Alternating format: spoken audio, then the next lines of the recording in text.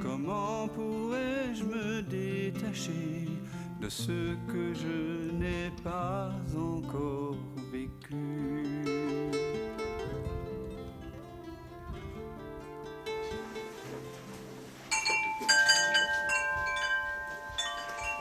Je fais exprès. C'est pour les voleurs, J'essaie de faire discret. les retardataires, qui font des entrées remarquées. Ben, écoutez, bienvenue à tous. Hein, bienvenue en Satsang. Vous voyez qu'on est une petite, je sais pas combien, une vingtaine, trentaine sur Zoom. Et puis ici sur place, on est une petite dizaine. Ah, géniaux. Géniaux, oui, tu vois, tu reconnais Géniaux. Les aficionados sont là. Donc je vous rappelle que vous êtes bienvenus sur place. Hein, la plupart du temps, je fais un zoom sur place parce que j'aime bien, malgré que le confinement m'est ouvert sur le monde et que nos amis de Pologne, Canada, Suisse, Belgique et autres peuvent en bénéficier, j'aime bien que ce soit sur place aussi, que nos amis parisiens ou ceux qui sont de passage puissent assister en direct. D'autant que après le satsang, il y a un after, donc une petite auberge espagnole, voilà. Et parfois nous faisons un peu de musique, ou en tout cas nous partageons le pain. Et donc bienvenue en satsang. Je rappelle que satsang est un terme qui signifie se rassembler ensemble autour de la vérité, autour de la vérité avec un grand V, hein, de qui nous sommes vraiment, vraiment. Bienvenue Jennifer, ça fait longtemps. Et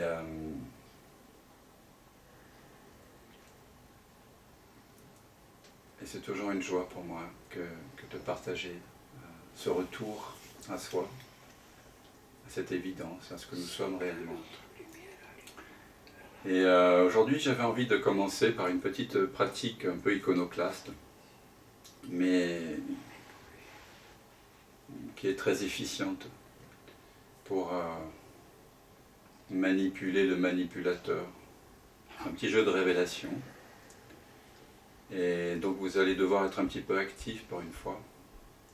Enfin, j'ai des indications. Donc je vais vous inviter à une méditation un peu particulière, donc il va falloir regarder dans plusieurs directions. Et donc on va commencer par regarder le mur devant vous. Et je vais vous demander de remarquer quelque chose sur ce mur qui est devant vous que vous n'aviez pas remarqué auparavant. Qu'importe ce que c'est, un détail, une ombre, une poussière. Vous remarquez quelque chose que vous n'avez pas remarqué auparavant sur le mur devant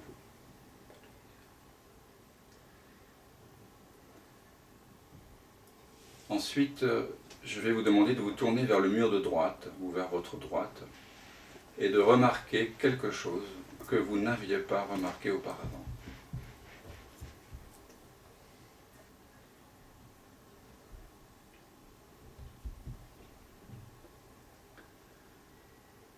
Merci.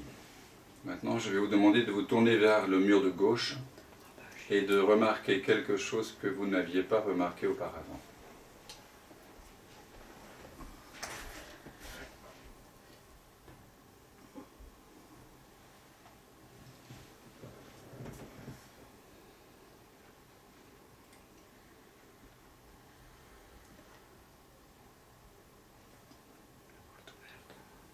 Puis je vous invite à regarder le mur derrière vous, voyez, et de trouver quelque chose que vous n'aviez pas remarqué auparavant.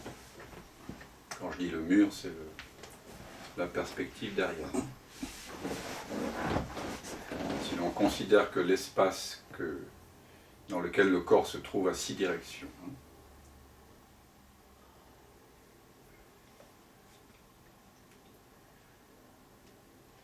Maintenant, s'il vous plaît, regardez le plafond ou le ciel Vous êtes dehors et remarquez quelque chose que vous n'aviez pas remarqué auparavant. On peut toujours trouver un petit détail.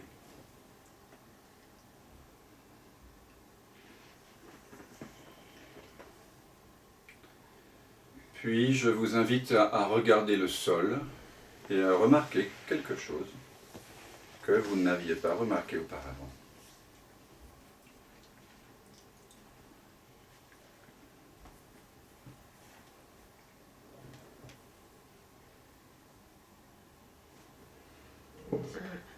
Puis je vous invite à revenir vers le mur de devant et à regarder le mur de devant.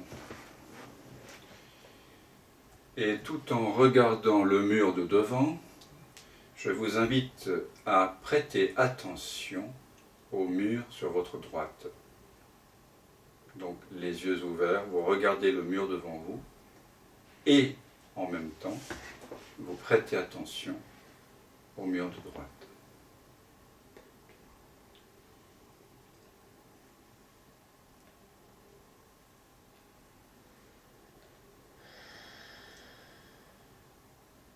Regardez le mur de devant, s'il vous plaît, et prêtez attention au mur de gauche, sans changer la tête de place. Vous regardez devant vous, mais l'attention en même temps est portée sur le mur de gauche. Excusez-moi, mais je ne peux pas regarder en face. C'est un peu compliqué.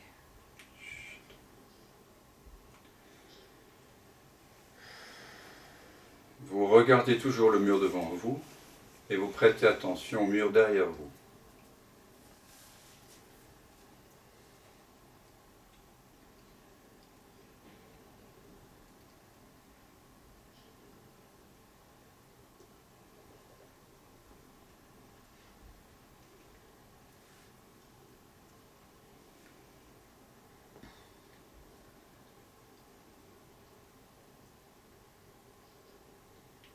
Regardez le mur devant vous et prêtez attention au plafond.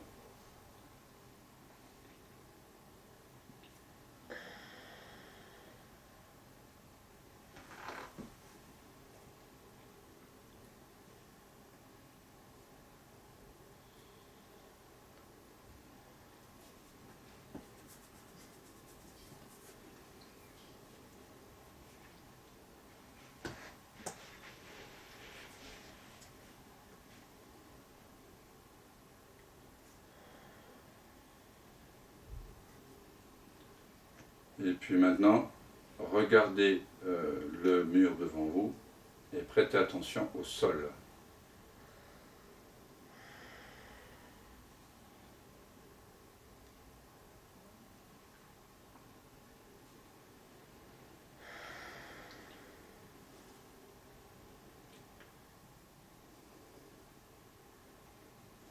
Maintenant, regardez le mur devant vous et mettez votre attention sur l'ossature de votre corps, sur le squelette.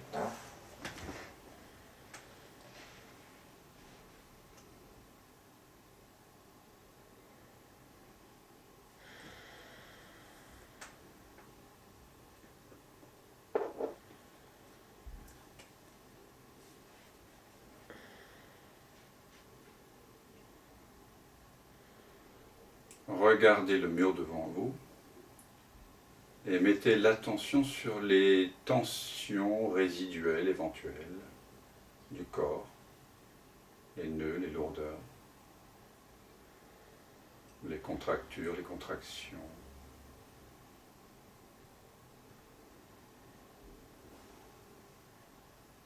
Sur tout ce qui n'a pas besoin d'être tendu compte tenu de la pose à laquelle vous êtes assis.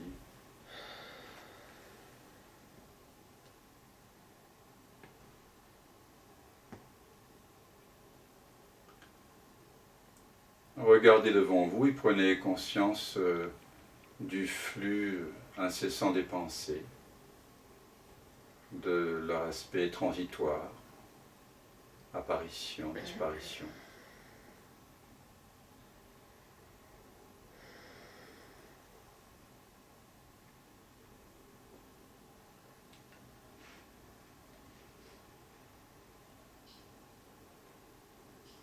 regardez devant vous et prenez conscience de ce à partir de quoi vous regardez, de ce grand ouvert, transparent, sans âge et sans couleur au-dessus de vos épaules. Vous regardez le mur, mais vous êtes attentif à ce par quoi le mur est perçu sans faire référence à la mémoire, dans l'expérience directe.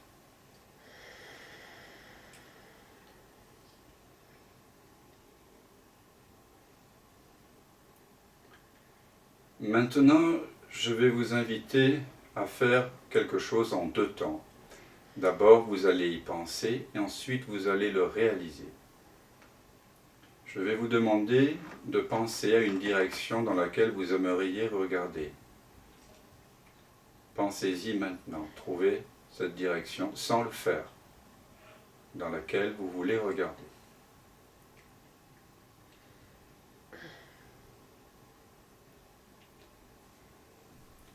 Maintenant, faites-le s'il vous plaît. Regardez dans cette direction.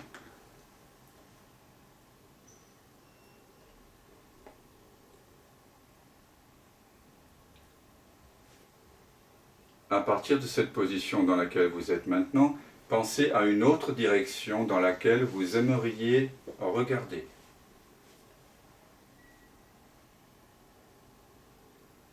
Sans le faire.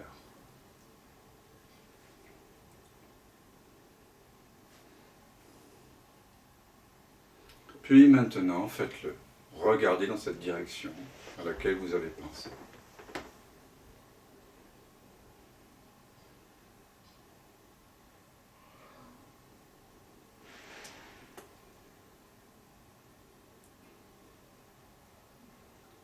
À nouveau, s'il vous plaît, trouvez une direction sans bouger la tête dans laquelle vous avez envie de regarder.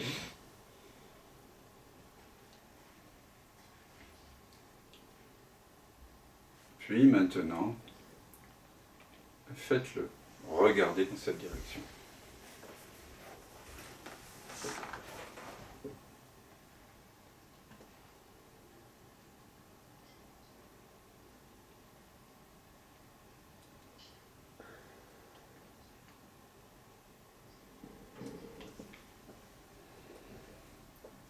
Maintenant, je vais vous demander de trouver 2 directions. Une dans laquelle vous allez regarder. Vous n'allez pas encore le faire, vous allez y penser. Tiens, je vais regarder par là. Et en même temps, quand je regarderai par là, je mettrai mon attention sur une autre direction. Donc pensez à ces 2 directions maintenant, avant de le faire. Une direction dans laquelle vous allez regarder, et une autre dans laquelle vous allez en même temps prêter votre attention. Vous ne le faites pas encore, vous y pensez à ces 2 directions. Maintenant, s'il vous plaît, faites-le. Vous regardez dans la direction dans laquelle vous avez décidé de regarder, vous prêtez attention à la direction dans laquelle vous avez décidé de prêter attention.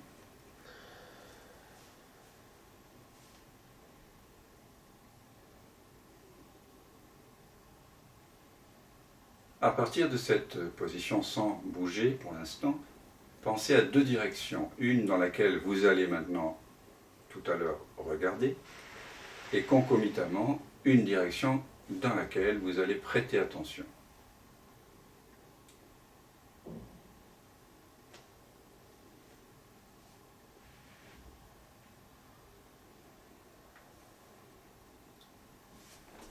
Maintenant, s'il vous plaît, faites-le.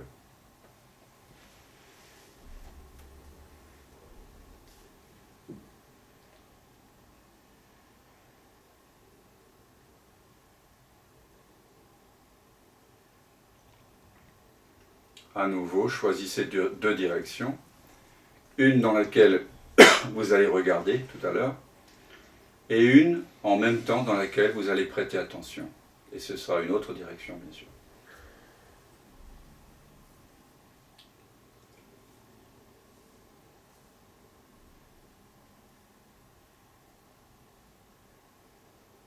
Maintenant, faites-le.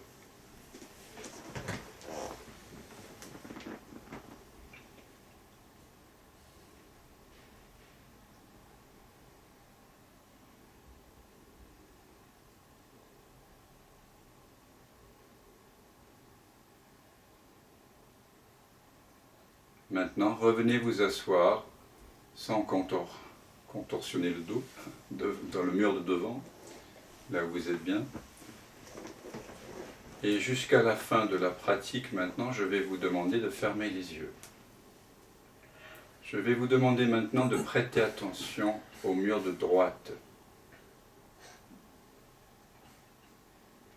Les yeux fermés.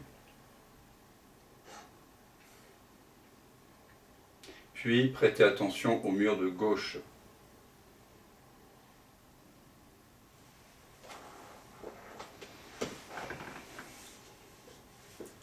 Puis au mur de droite.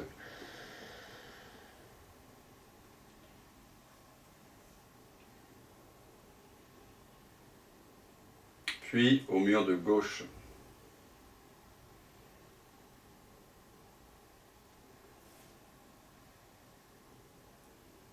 Maintenant, divisez l'attention simultanément entre le mur de droite et le mur de gauche. Demeurez conscient des deux pans de mur, droite et gauche en même temps.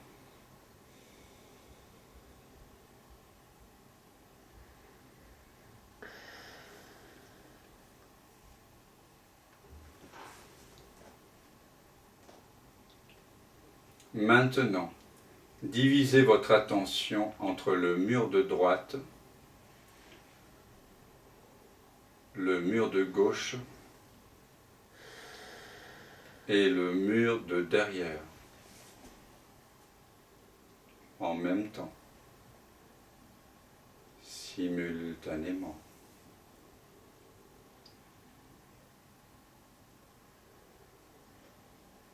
Toujours les yeux fermés.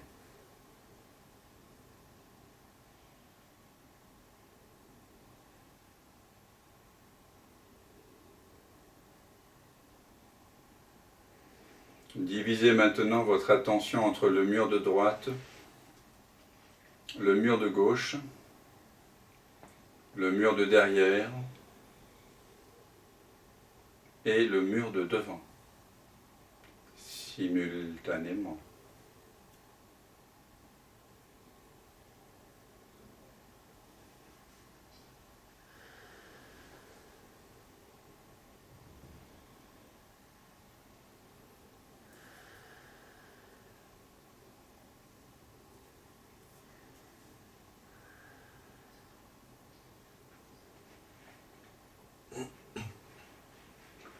Divisez maintenant votre attention entre le mur de devant, le mur de droite, le mur de derrière, le mur de gauche et le plafond.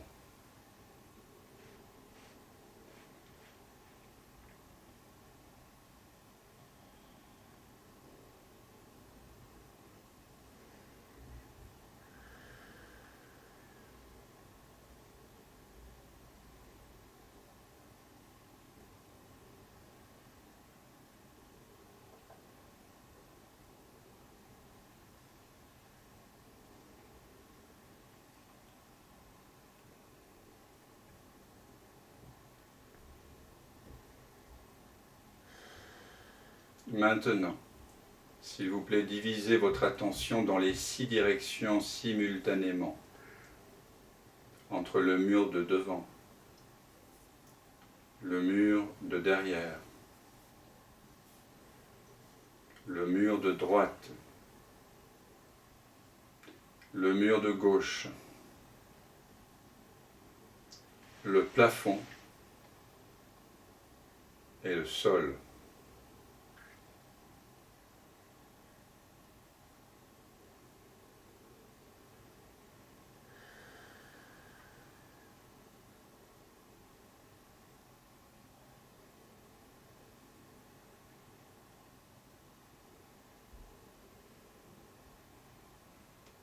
continuez à maintenir ainsi l'attention divisée entre les 6 directions simultanément,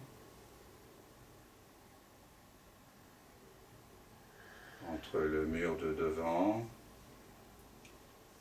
le plafond, le sol, le mur de derrière, le mur de gauche et le mur de droite.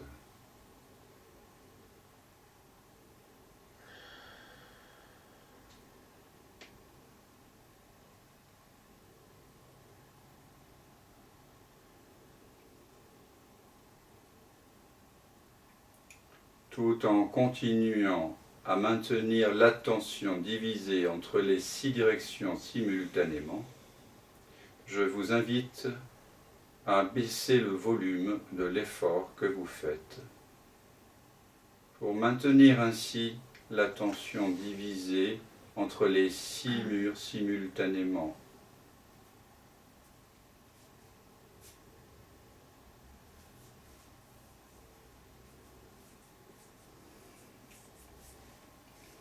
Diminuez encore une fois l'effort que peut-être vous faites pour maintenir ainsi diviser l'attention entre les 6 directions simultanément.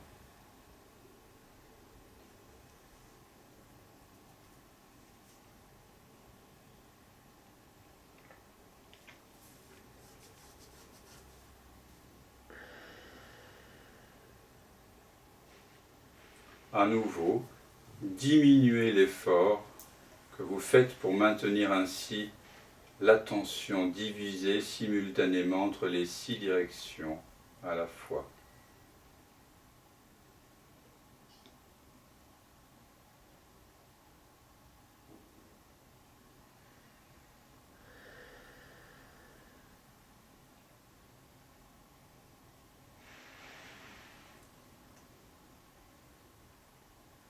Enfin, diminuez au maximum l'effort que vous pourriez faire pour maintenir ainsi l'attention divisée entre le mur de devant, le mur de droite, le mur de derrière, le mur de gauche, le plafond et le sol.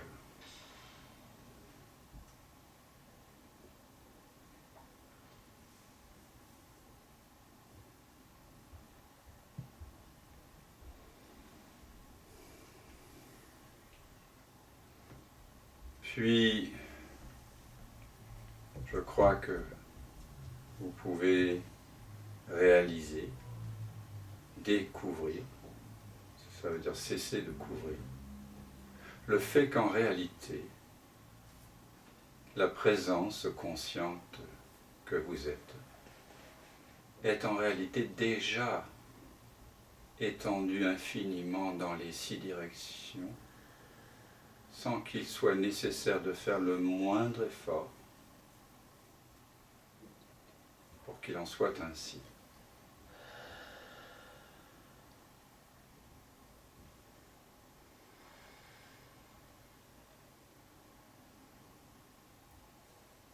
Au départ, il a semblé faire des efforts, et maintenant vous réalisez qu'en réalité, il n'y a aucun effort à faire jamais pour maintenir la conscience ouverte dans l'infini des 6 directions. Puisque je suis déjà cette présence consciente, cet espace éveillé dans lequel toute perception naît et meurt. Dans cet espace de présence et de conscience, non seulement naissent et meurent les pensées, le mental, mais également les perceptions sensorielles, tactiles, vibratoires, les émotions, les sentiments, et aussi toutes les perceptions qui proviennent par le truchement des 5 sens, c'est-à-dire le monde, ce qu'on appelle le monde, les autres. Rien ne peut apparaître, aucune perception, aucune expérience ne peut en réalité apparaître sans cet espace de conscience que vous êtes déjà.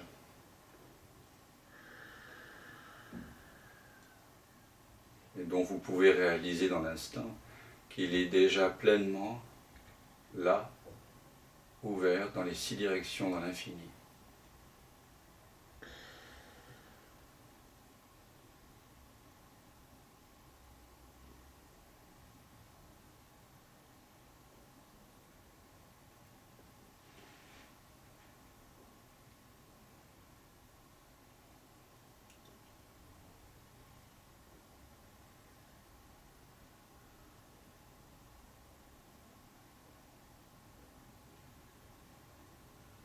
Et vous en profitez pour réaliser que vous êtes essentiellement cet espace de conscience éveillé qui accueille sans effort, spontanément, tout ce qui apparaît.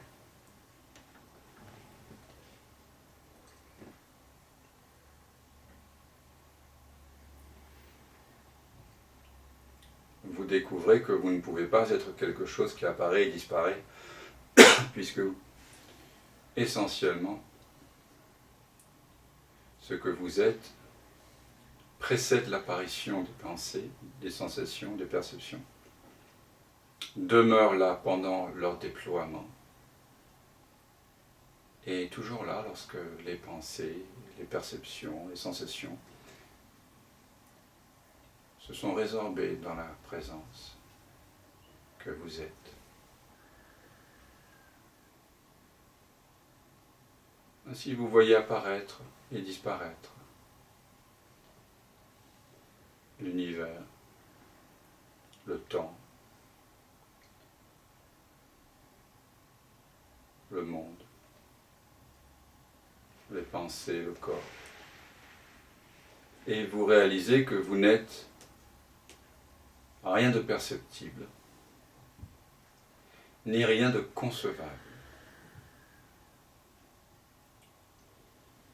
Comme on dit traditionnellement en Inde, dans l'Advaita Vedanta, depuis la Brihadaranyaka Upanishad, de 1700 ans avant aujourd'hui, je ne suis ni ceci, ni cela.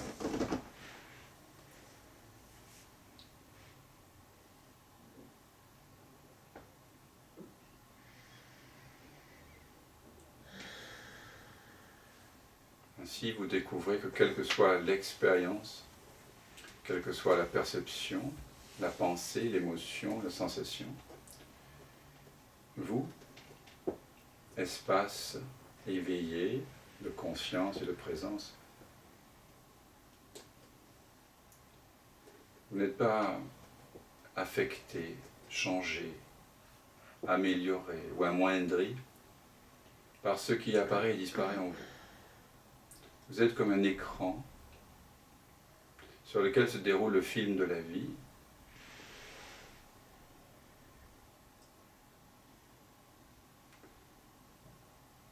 Mais quand un drame survient dans le film, est-ce que l'écran est touché? Est-ce que l'écran est affecté? Quand un personnage voyage dans le film, d'un endroit à un autre, est-ce que l'écran voyage? Vous voyez que toute votre vie a été vécue à partir de cet écran immobile, impersonnel et atemporel. Toute votre vie est un voyage immobile. Il y a des mouvements, le corps est en mouvement, le cœur bat, le sang flux et reflue, etc. Les corps se meuvent, les corps célestes aussi. Tout se meut, sauf vous, ce que vous êtes réellement. Vous qui connaissez tous ces mouvements, vous qui avez connaissance de tout ça, qui avez conscience de tout ça, vous êtes et vous demeurez à tout jamais immuable, immuable présence. Et quand vous redécouvrez cette immuabilité de votre vraie nature, vous ressentez son corollaire qui est la paix. Vous n'êtes jamais parti, vous ne vous êtes en réalité jamais quitté vous-même. Depuis ce point de vue-là, vous êtes dans l'œil du cyclone. Il y a peut-être dehors des vents à 400 à l'heure, des drames qui ont lieu, mais quelque chose qui n'est pas quelque chose, au centre de vous-même, mais qui est un point qui est partout et nulle part à la fois.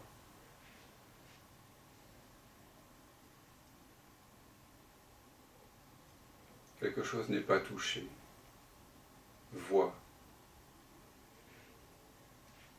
Et quand vous voyez à partir de l'œil du cyclone, à partir de cet espace intouché, il n'y a pas non plus de manque. Toute sensation de manque s'estompe. Parce que cet espace ouvert à l'infini ne manque de rien. Et vous pouvez nommer cette absence de manque joie, félicité, comme le nomment les rishis hindous, avec leur concept trinitaire, Sat Chitananda. Absolu, conscience, félicité.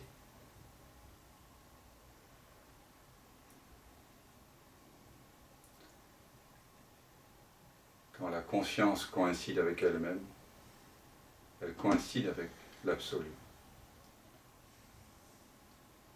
Ou du moins, vous sentez que vous êtes fait de la même nature que cet absolu. Atman et Brahman. Le soi que vous découvrez en vous-même est l'absolu, de la même nature. Il n'y a pas de Advaita, non-dualité, non-deux.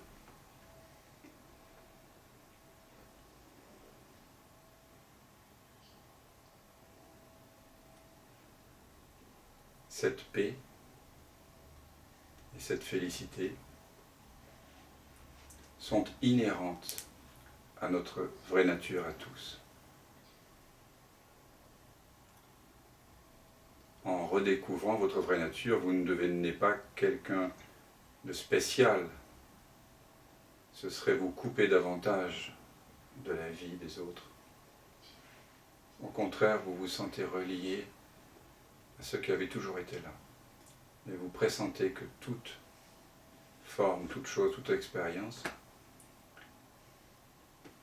est faite de la même substance que vous, de la même conscience, de la même présence, de cette même paix, de cette même joie.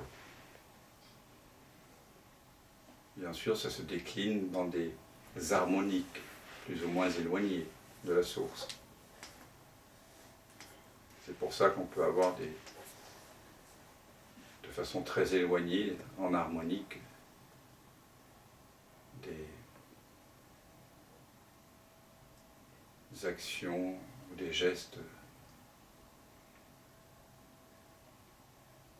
qui ne s'ajustent pas avec cette source, parce qu'ils en sont éloignés. Mais tout est une harmonique de cette source. Il n'y a qu'un. Et vous êtes cela.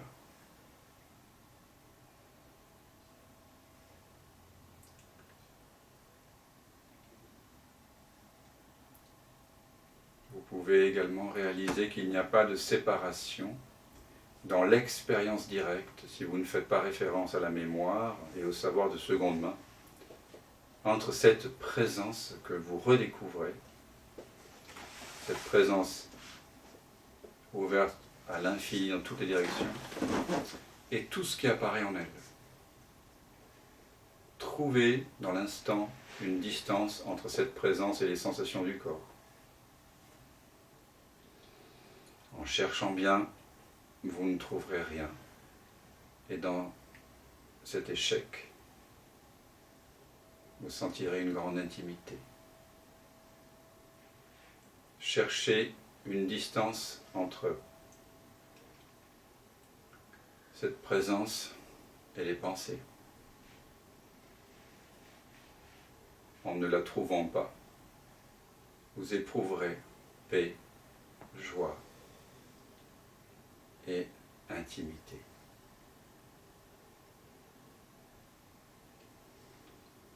Maintenant, peut-être ouvrez votre œil unique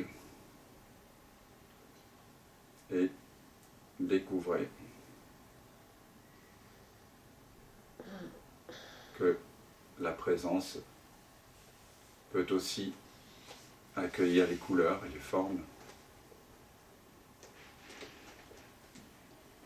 et que vous ne pouvez pas trouver dans l'expérience directe de séparation entre l'espace ouvert, là où jadis vous imaginiez une tête et où vous ne trouvez qu'un grand ouvert transparent, et les formes. Il n'y a pas de distance à mesurer entre l'espace ouvert de votre côté et les couleurs. Donc à nouveau, dans cet échec à vouloir trouver une distance, vous éprouvez cette intimité. Cette intimité, cette non-séparation, c'est ce qu'on appelle amour.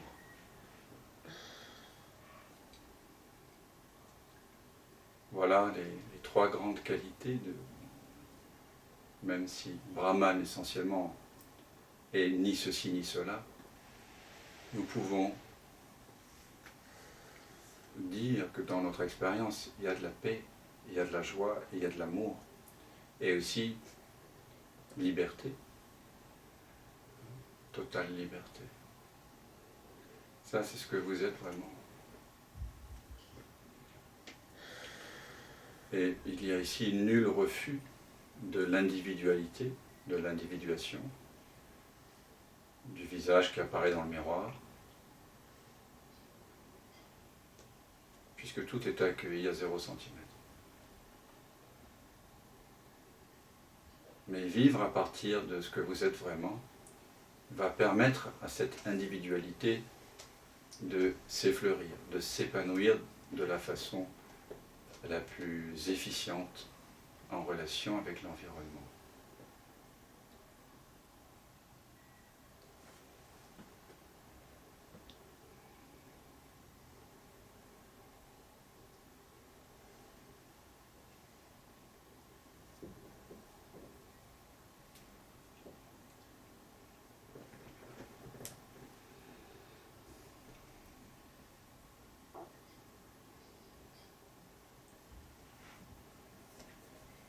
Voilà un petit voyage iconoclaste vers nous-mêmes, vers ce lieu sans lieu, vers ce que nous n'avons jamais cessé d'être.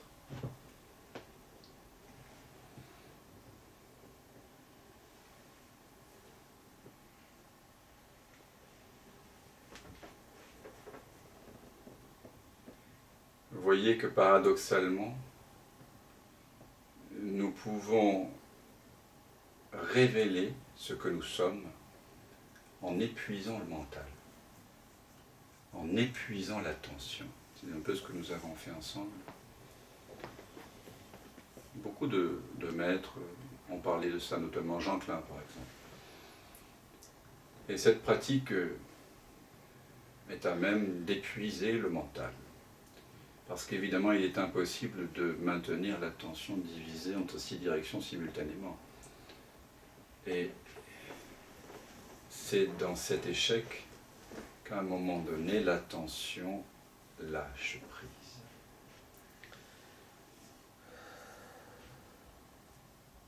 Et en fait, ça tombe bien parce qu'on ne peut pas être attentif à ce à quoi nous sommes vraiment. C'est un paradoxe, hein, puisqu'on pointe que vers ça au cœur du satsang. Mais l'attention, finalement, c'est deux mots latins qui signifient ad, vers, tendere, s'étendre. Donc l'attention, c'est toujours un mouvement vers. C'est toujours un mouvement vers un objet, fût-il extrêmement subtil. Et souvent, quand on fait de l'investigation du soi, par exemple, quand on invite les gens à revenir vers la présence, ou à tourner l'attention à 180 degrés vers la présence, il est possible que beaucoup de personnes ont fait ça, moi aussi à une époque, on confonde notre vraie nature avec un état de paix, de silence mental. Donc une sorte d'objet subtil. En réalité, on ne peut pas atteindre ce que l'on est par l'attention. Parce que si je vous demande dans quelle direction allez-vous aller pour aller vers vous-même, où allez-vous aller, quel chemin allez-vous prendre? Au fond, tout pas que vous pourriez faire vers vous-même ne serait qu'un éloignement. Et donc, bien qu'on dise, on parle du retournement de la conscience, bon, j'en parle aussi, on parle de ramener l'attention à 180, tourner l'attention. En réalité, il s'agit plutôt d'une relaxation de l'attention, qui est précédemment une tension. On relâche l'attention de ce vers quoi elle est déjà tendue.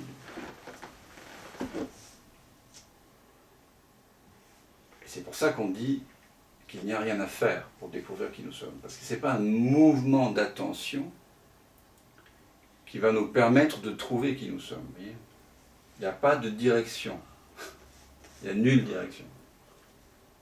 Et c'est pour ça que vous pouvez entendre un maître comme Ramana Maharshi dire « reste tranquille » ou « sois ». C'est un titre d'ailleurs d'un des livres, le dialogue de Nisargadatta Maharaj, notre grand pointeur du XXe siècle, où Ramana Maharshi disait « reconnais que tu es déjà ce que tu cherches, tout est là ».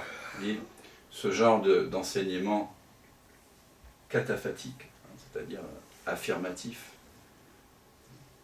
c'est finalement quelque chose que l'on fait pédagogiquement pour que l'attention se relâche. On parle d'un relâchement tout simplement. Détends-toi. Donc l'ami, détends-toi et sois.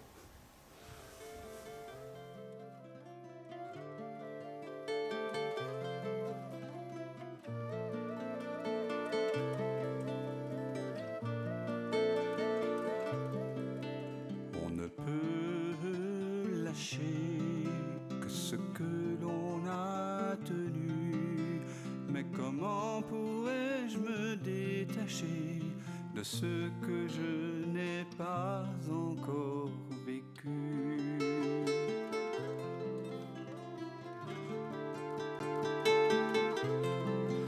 Peux-tu fuir ce qui te trouve et couper le fil ténu de ce pressentiment qui t'éprouve au cœur de cette absence reconnue?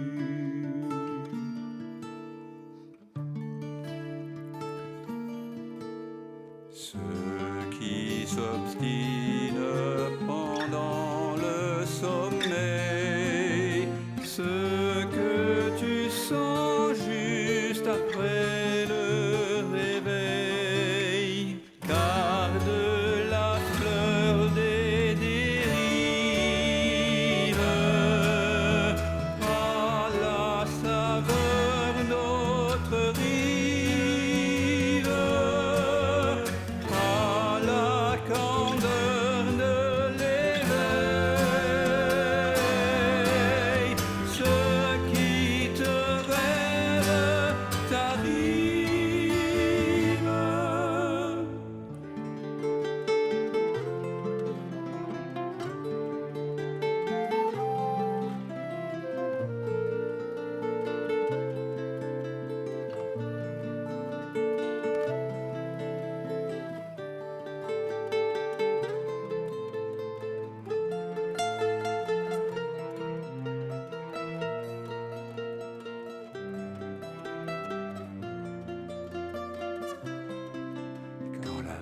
vague se prépare à noyer ton ventre ému. N'aie pas peur, il n'est jamais trop tard pour accueillir le souffle de ta mue.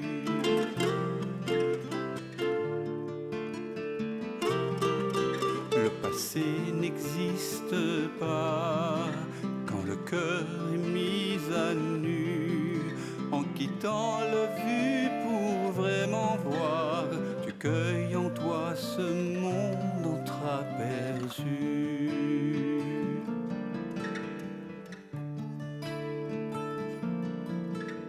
Ceux qui persistent pendant le sommeil, ce que tu sens juste après le réveil, garde la fleur d'autres rives et la beauté des dérives, à la fraîcheur de l'éveil. Ceux qui te rêvent t'arrivent.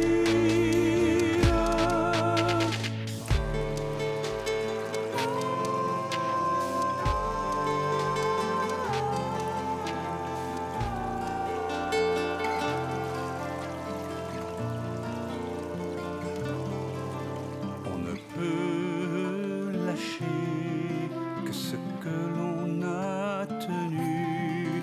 Mais comment pourrais-je me détacher de ce que je n'ai pas encore vécu?